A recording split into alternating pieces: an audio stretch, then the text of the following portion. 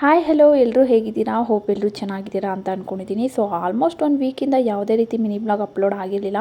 Because ನಾನಂತೂ ಸ್ವಲ್ಪ ಹಬ್ಬಗಳಲ್ಲಿ ಬ್ಯುಸಿಯಾಗಿ ಹೋಗಿದೆ ಅಂತಲೇ ಹೇಳ್ಬೋದು. ನೆಕ್ಸ್ಟ್ ಇದು ಮಂಡೇ ಮಾರ್ನಿಂಗು ನೋಡ್ಬೋದು ನಮ್ಮ ಪಾಟಲ್ಲಿ ಬ್ಯೂಟಿಫುಲ್ ಫ್ಲವರ್ಸ್ ಎಷ್ಟು ಚೆನ್ನಾಗಿತ್ತು ಅಂತ. ಸೊ ಅದನ್ನೆಲ್ಲ ಕಿತ್ಕೊಂಡು ಪೂಜೆಗೆಲ್ಲ ರೆಡಿ ಮಾಡಿಕೊಂಡೆ. ನೈವೇದ್ಯಕ್ಕೆ ಅಂತೇಳಿ ಸ್ವಲ್ಪ ಸ್ವೀಟ್ ಏನಾದರೂ ಮಾಡೋಣ ಅಂತೇಳಿ ಫಸ್ಟು ಹಾಲು ಪಾಯಸ ಮಾಡಿದೆ. ನೆಕ್ಸ್ಟ್ ನಾನಿಲ್ಲಿ ಹೆಸರು ಬೇಳೆನೂ ಕೂಡ ಮಾಡ್ಕೊಂಡಿದ್ದೆ. ಟಿಫನ್ಗೆ ಚಿತ್ರಾನ್ನ ಮಾಡೋಣ ಅಂತೇಳಿ ಮಾವಿನಕಾಯಿ ಚಿತ್ರಾನ್ನ ಮಾಡಿಕೊಂಡೆ. ಸೊ ಪೂಜೆಗೆಲ್ಲ ರೆಡಿ ಮಾಡ್ಕೊಂಡಾದಮೇಲೆ ನಮ್ಮ ಮನೆಯಲ್ಲಿ ಹೊಸ್ದಾಗಿ ಒಂದು ಆ್ಯಡ್ ಆಯಿತು ಅಂತಲೇ ಹೇಳ್ಬೋದು. ಸೊ ಏನಂದರೆ ನನಗೆ ತುಂಬ ದಿನದಿಂದ ಕಾಮಧೇನುನ ಈ ಥರ ಬೆಳ್ಳಿದು ತೊಗೋಬೇಕು ಅಂತ ಅನ್ನಿಸ್ತಾ ಇತ್ತು, ಹಸು ಕರು. ಸೊ ಅದನ್ನು ಕೂಡ ತೊಗೊಂಡೆ. ಇವತ್ತು ಮೊದಲನೇ ಕಾರ್ತಿಕ ಸೋಮವಾರ ಆಗಿರೋದ್ರಿಂದ ಇಟ್ಬಿಟ್ಟು ಪೂಜೆ ಮಾಡೋಣ ಅಂತೇಳಿ ಪೂಜೆ ಕೂಡ ಮಾಡಿದೆ. ಸೊ ಇವಾಗಿನ ಬೆಳ್ಳಿ ರೇಟಲ್ಲಿ ಏನು ತೊಗೊಳಕ್ಕೂ ತುಂಬಾ ಕಷ್ಟ ಅಲ್ವಾ. ಅವಾಗೆಲ್ಲ 1000 ರೂಪಾಯಿ ತೊಗೊಂಡೋದ್ರೆ ಬೆಳ್ಳಿ ಐಟಮ್ಸ್ ಎಷ್ಟೊಂದು ಬರ್ತಿತ್ತು. ಇವಾಗ 1,00,000 ತೊಗೊಂಡೋದ್ರೂ 1 kg ಬರೋಲ್ಲ, ಆ ಥರ ಆಗೋಗಿದೆ.